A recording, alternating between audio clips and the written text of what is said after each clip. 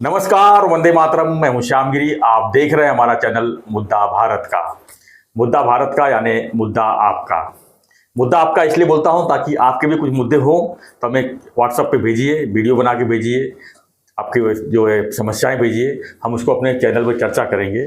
लेकिन वीडियो देखने से पहले हमारा रिक्वेस्ट है, चैनल को अगर आप लिंक से देख रहे हैं या पहली बार देख रहे हैं तो सब्सक्राइब कीजिए और आपके मुद्दे को अपने पास देखिए। तो आगे बढ़ते हैं आज का हमारे अपने मुद्दे पर। हमारा आज का मुद्दा है धारावी का प्रोजेक्ट।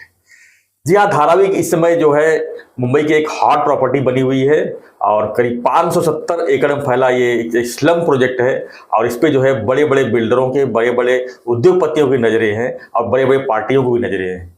इसमें जो है अब विरोध जताया है उद्धव ठाकरे की पार्टी ने, उद्धव ठाकरे की सेना ने, कि हम जो है वहाँ पर अडानी को जो प्रोजेक्ट दिया गया है, जो मेरे ख्याल से 5,000 करोड़ के ऊपर का जो सौदेबाजी हुई है, उसको विरोध कर रहे हैं। क्या इन सब के पीछे पूरी राजनीति क्या है, इसके पीछे पूरी गणित, इसके पर हम चर्चा करेंगे। हमारे साथ में स्टूडियो में है नवभारत के वरिष्ठ पत्रकार सूर्य प्रकाश मिश्रा जी।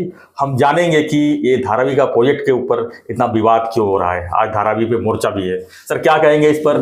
नमस्कार, आपका स्वागत है हमारे चैनल में। जो धारावी का प्रोजेक्ट है सर, इसके बारे में पहले समझ लेते हैं क्या है पूरा ये मामला, क्यों ये राजनीति मुद्दा बना हुआ है।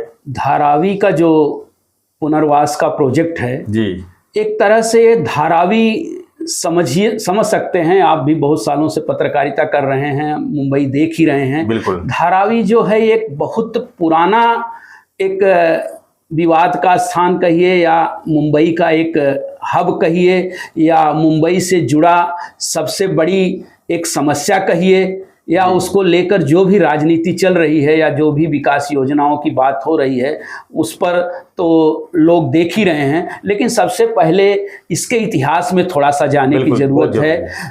आपकी जानकारी के लिए, धारावी जो मुंबई का एक, बोले ना, आपने कहा हॉट स्पॉट है, हाँ, ये ऐसा भूखंड है। इस भूखंड का श्रीखंड खाने के लिए वर्षों से लोग कोशिशें कर रहे हैं। अपने अपने तर्क हैं लोगों के, उस पर हम ज़्यादा नहीं जाएंगे। लेकिन धारावी, इसमें संदेह नहीं कि एक जो धारावी का परिसर है 570 एकड़ का परिसर है। सोचिए, देश की आर्थिक राजधानी के बीचों बीच एक 570 एकड़ का वन प्लॉट। धारावी आपके मुंबई की एक पहचान रही है। आपकी देखा जाए तो मुंबई, बोलते हैं ना, मुंबई में आज भी 60% लगभग स्लम जो है, झोपड़पट्टी मुंबई क्षेत्र में निवास करती है। मतलब 60% आबादी मुंबई की स्लम में निवास करती है। धारावी का जहां तक सवाल है कि धारावी के पुनर्वास को लेकर आपकी जानकारी के लिए 1995 में जब पहली बार शिवसेना और भाजपा की सरकार आई, माननीय शिवसेना प्रमुख स्वर्गीय बाला साहब ठाकरे जी का ही एक धारावी को लेकर उनका अपना एक अलग सोच थी और उन्होंने उनके कहने पर एक शिवशाही पुनर्वसन, झोपड़पट्टी पुनर्वसन प्रकल्प की स्थापना भी की गई। उसमें धारावी को जो है प्राथमिकता पर रखा गया था। हालांकि वो शिवशाही पुनर्वसन प्रकल्प जो है पिछले 10 सालों में एक भी प्रोजेक्ट कर नहीं पाया और उसको लेकर अलग अलग तरीके से राजनीतिक हस्तक्षेप कहें या और बाकी चीज़ें हैं, उसमें प्रशासनिक समस्याएं, वो अलग मुद्दा है। लेकिन जहाँ तक धारावी का मुद्दा है, ये सभी चाहते हैं कि धारावी का पुनर्विकास हो, क्योंकि ये एक तरह का, हम पूरी ये कहते हैं लोग, कुछ लोग कहते हैं कि धारावी एक तरफ से मुंबई पर लगा धब्बा है और इस धब्बे को दूर करने का प्रयास होना चाहिए। इस धब्बे को दूर करने का प्रयास 25 सालों से हो रहा है। मैं नहीं कहता धब्बा है, वो मुंबई की पहचान है।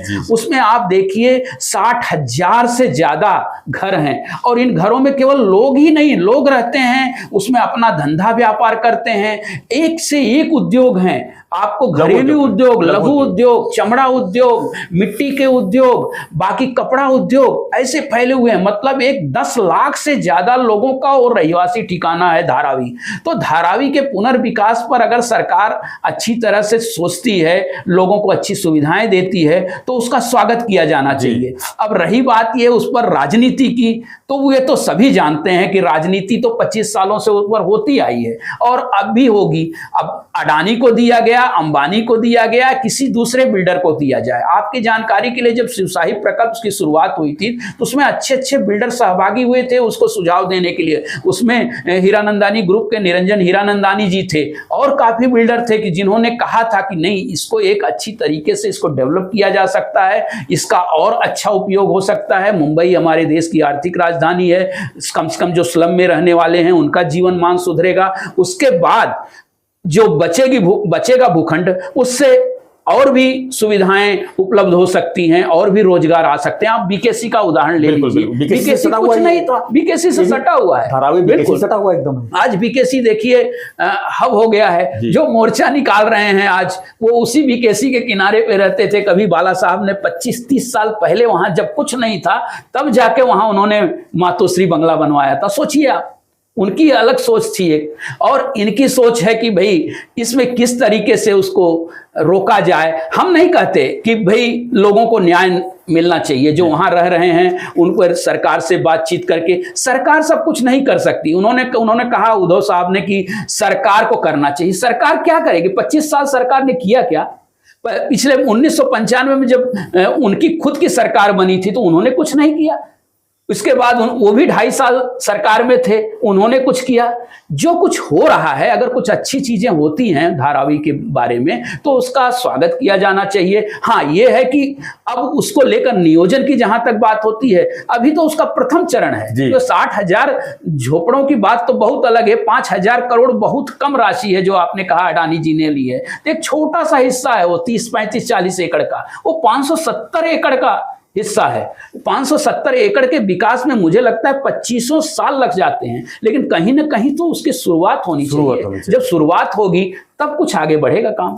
मिश्रा जी, एक चीज आप बताइए कि जो 570 एकड़ जमीन आप बता रहे हैं, वहां पर 50,000 से ज्यादा झोपड़े बता रहे हो, 60,000, तो इसका मालिकाना हक किसके पास है? और ये जो पैसे जो खरीदे बेचे जा रहे हैं, जैसे 5,000 करोड़ से ज्यादा जो है अडानी ने बोली लगाई है और उन्होंने ले भी लिया है जी, तो ये पैसे का खेल किस तरह चल रहा है? आखिर इसका मालिक कौन है? क्या क्या वहां पर रहने वाले मालिक है लोग, या कोई और है, या गवर्नमेंट के पास? देखिए, 70 से 80% जमीनें जो हैं वहां की, वो मालिकाना हक की नहीं है, गवर्नमेंट लैंड है।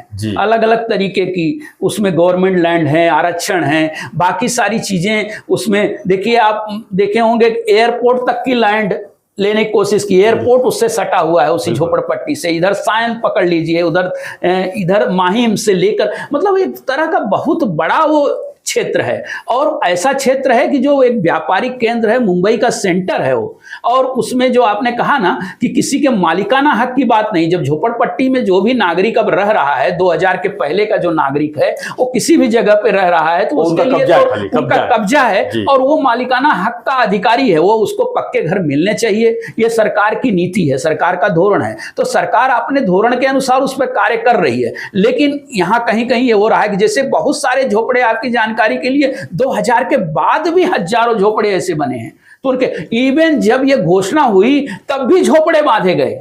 ये कौन करता है, क्या करता है, सभी राजनीतिक दलों को पता है, आपको, हम सबको पता है कि ये जब कोई योजना शुरू होती है तो वहां किस तरह नए झोपड़े आ जाते हैं, बस जाते हैं, फिर किस तरह उनको वहां से हटाना पड़ता है, फिर किस तरह के अधिकार आते हैं, फिर राजनीति उसमें आती है, फिर अलग अलग तरीके के दल आते हैं। तो ये हैं, समस्याएं तो हैं, लेकिन किसी ने उसके लिए पहल की है, किसी कंपनी ने। मैं अडानी का समर्थन नहीं करता, जो भी कंपनी आएगी या जो बिल्डर आएगा वो अपना फायदा देखेगा, निश्चित रूप से वो व्यापार, बिना फायदे का कोई आएगा नहीं। तो वो अगर देना चाह रहा है, करना चाह रहा है, सरकार के समन्वय से अगर कुछ काम हो रहा है, लोगों को घर मिल रहे हैं, तो उसमें मेरा मानना है कि विरोध नहीं होना चाहिए। मिल बैठकर उसको, उस समस्या का निदान होना चाहिए। हो सकता है विरोध, 100% किसी भी प्रोजेक्ट में कोई समर्थन नहीं करता। आपके थाने में भी बहुत सारे, देखिए, या सारे के बहुत सारे प्रोजेक्ट इसी तरह लटके पड़े हुए हैं, आपस में विवाद, किराया नहीं पा रहा है, बिल्डर आता है और अगर निकल गया तो उस नियमों में फंसे हुए हैं,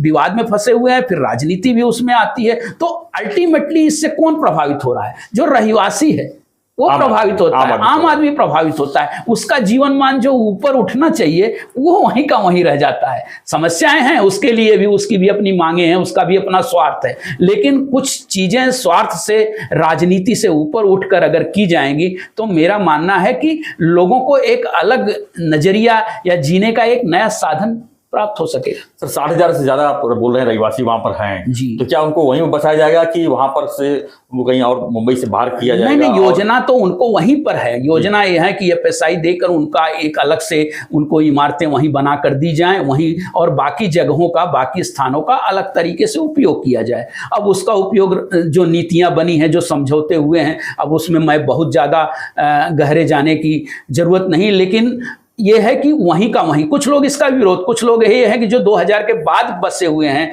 2005 के बाद, 10 के बाद, तो उनको कुछ दूर उनको बसाने का भी प्लान है। उसका भी विरोध हो रहा है कि भाई नहीं, उसमें ही उनको मिलना चाहिए, अगर संभव हो तो मिलना चाहिए। मैं कहता हूं अगर है तो, लेकिन सरकार की नीतियां भी अलग हैं, नियम भी अलग हैं। उन्होंने अपनी नीतियां बनाई कि इतने सालों तक भाई 2000 तक के झोपड़ों का इस तरह पुनर्वास होगा, जो अभी तक तो, अब तो घोषणा हुई है कि 2018 तक के झोपड़ों का पुनर्वास होगा। अब वहां होगा, कहां होगा, कैसे होगा, वो सरकार का सोचना काम है, उसको सरकार को देखना चाहिए। लेकिन जहां तक पुनर्वास का मामला, हाँ, नए झोपड़ियां ना बसने पाए, नए झोपड़पट्टी दादा ना उभरने पाए, उसमें राजनीति ना हो पाए। अब देखिए, वो भी तो एक वो है। अब अगर उनको 10 किलोमीटर दूर ले जाके बसा देंगे तो उनके राशन कार्ड हैं, उनके वोटर कार्ड हैं, उनके नेता हैं अपने, उनका वोटर, अगर आपका वोटर मुंबई से थाने चला आएगा तो आप क्या करेंगे? तो अपनी होगा। नहीं, लेकिन अपने स्वार्थ है ना। जब घर बदल सकते हैं तो वोटर नहीं, तो वोटर, लेकिन एक मुफ्त वोटर उनका कहना है ना, कि हमारे हजारों वोटर एक साथ माइग्रेट कर जाएंगे तो हमारा क्या होगा? तो इसमें अलग अलग तरह के स्वार्थ बने हुए हैं, लेकिन स्वार्थ में जो है विकास हावी। अब इसमें आपको क्या लगता है कि उद्धव ठाकरे का क्या स्वार्थ है? क्या उद्धव ठाकरे सेना कुछ और चाहती है वहां पर? क्यों विरोध कर रही है? उनको क्या लग रहा है कि अडानी ऐसा क्या कर देंगे कि उनको नुकसान हो जाएगा? देखिए, कुछ चीजों का तो देखिए, विरोध के लिए विरोध करना उचित नहीं है। राजनीति है, उसमें से दो, हर जगह चार ग्रुप हैं। सत्ताधारी ग्रुप के लोग अलग हैं, जो विपक्ष के लोग हैं। राजनीति धारावाहिक शुरू होगी? राजनीति तो हर जगह से शुरू है। झोपड़पट्टी चूंकि धारावी बहुत बड़ा, आपको कहा ना, एक आपने भी कहा कि हॉट स्पॉट है, बड़ी आबादी है, 10 लाख की आबादी है। अब 10 लाख लोगों तक वो संदेश पहुंचता है जी, चाहे वो अच्छा हो या बुरा हो। नहीं, लोग क्या चाहेंगे? लोग ये चाहेंगे लोग चाहते हैं कि वो हमसे उभरें, निकलें। जब एक पार्टी कहती है कि आपको अच्छा घर मिलेगा, अच्छी तरह से आप रहेंगे, और दूसरा आके उसका विरोध कर रहा है, तो फायदा इसमें नहीं, तो स्वाभाविक है, फायदा तो उनका हो रहा है, लेकिन नुकसान आम आदमी का हो रहा है ना।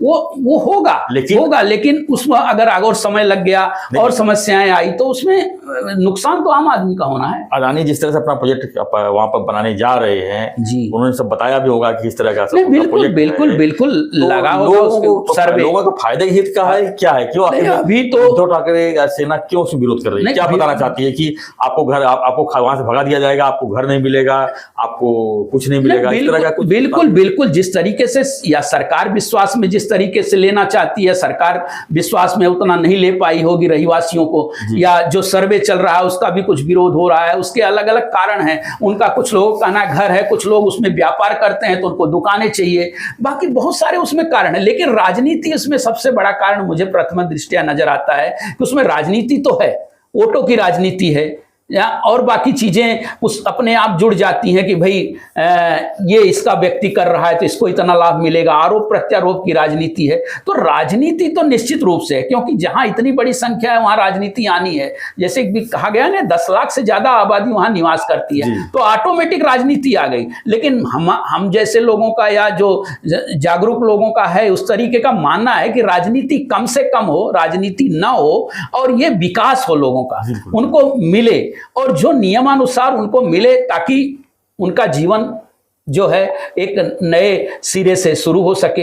हम तो यही चाहते हैं कि उसका विकास हो। कोई आए, अडानी करे, सरकार करे, लोग करें और बिल्डर करें। और वो अडानी के, केवल अडानी के बस का ही नहीं है, इसलिए कहा गया कि अडानी तो एक छोटा सा इन्होंने भूखंड लिया होगा अडानी, लेकिन वो इतना बड़ा क्षेत्र है कि उसका एक क्लस्टर डेवलपमेंट जिस तरह से कहा जाता है, एक बार शुरुआत होगी तो और भी लोग आएंगे, तो कहीं ना कहीं उसकी शुरुआत होनी जरूरी है, ऐसा हमारा मानना है। अब लास्ट क्वेश्चन हम पूछता हूँ इसके ऊपर मैं, कि अब जो है उबाठा के जो विरोध के बाद आज उनका मोर्चा भी है, जी, क्या भविष्य देख रहे हैं धारावाही? क्या लगता है कि आपको कि इस सब लड़ाई में जो है, नहीं, इस सब की लड़ाई में अब देखिए, अडानी को ये जो दिया गया है, ये सब होना है, उन्होंने भर दिया है, काफी आगे बढ़ चुके हैं उस पर, तो इस पर तो होना है। लेकिन आगे का जो विकास होना है, इन राजनीति की वजह से वो रुक जाता है। बोलते हैं ना, राजनीति कई चीजें, विकास के मुद्दे पर राजनीति होती रहती है, सरकारें भी बदलती हैं, सरकार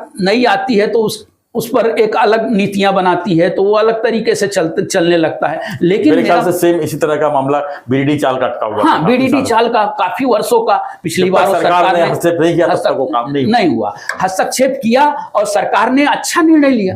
सरकार, आप सही आपने कहा 15-20 सालों से वो भी मामला अटका हुआ है। अब वही देखिए, इसलिए 40 साल से अटका हुआ था। बिल्कुल 15-20 सालों से वो एक सरकार के डोमेन में था वो मामला, सरकारें कर सकती थी, लेकिन उन्होंने नहीं किया। आखिरकार बाद में उसका बिल बैठ कर निर्णय लिया गया। तो बोलते हैं सरकार की इच्छा शक्ति पर निर्भर करता है साहब, सरकार की जो नेतृत्व जो करता है सरकार का, उसकी इच्छा शक्ति पर निर्भर करता है कि वो किस तरीके से आगे ले जाना चाहता था। ये वाकई में ये प्रोजेक्ट बहुत अच्छा है। माननीय मुख्यमंत्री, माननीय उप मुख्यमंत्री जी ने इसको आगे बढ़ाने की कोशिश की है, तो उस कोशिश को स्वीकार किया जाना चाहिए मेरे हिसाब से। और बाकी राजनीति, बाकी समस्याएं जो हैं वो आप मिल बैठकर बात करके उसको कर सकते हैं, लेकिन मैं समझता हूं ये मोर्चा और ये एक तरह की दबाव की राजनीति है, दबाव तंत्र है, ये राजनीति के तहत किया जा रहा है। इसका कोई बहुत ज्यादा मायने नहीं निकलता, इससे आम आदमी का नुकसान ही होने वाला है। कुल मिला के यही कहा जा सकता है कि इस प्रोजेक्ट में जो है लोगों का किस तरह फायदा हो वो देखना चाहिए। जो इस लोगों के फायदा देखेगा वो राजनीतिक पार्टी वहां पर राज करेगी, ये तो सीधी सी बात है। लेकिन सवाल ये उठता है कि आखिर में शिवसेना को यानी उबाठा को यहाँ पर क्या दिख रहा है धारावी में? क्या वो वहाँ पर देख रहे हैं कि अडानी जो है सब कुछ खा जाएगा और हमको कुछ नहीं मिलेगा? ऐसा कुछ तो नहीं, लेकिन लोगों को भी सोचने की बात है। हालांकि हम जो है इस तरह मुद्दों पर हम आगे भी चर्चा करते रहेंगे। आपको हमारी ये चर्चा कैसी लगी हमें कमेंट बॉक्स जरूर लिखिए, और आपके मुद्दे में जैसे कह रहा हूँ आपके मुद्दे भी कुछ रहेंगे तो हमें कमेंट बॉक्स में लिखिए, और बने रहिए हमारे साथ, देखते रहिए हमारा चैनल मुद्दा भारत। धन्यवाद सर मिश्रा जी, धन्यवाद। जय हिंद।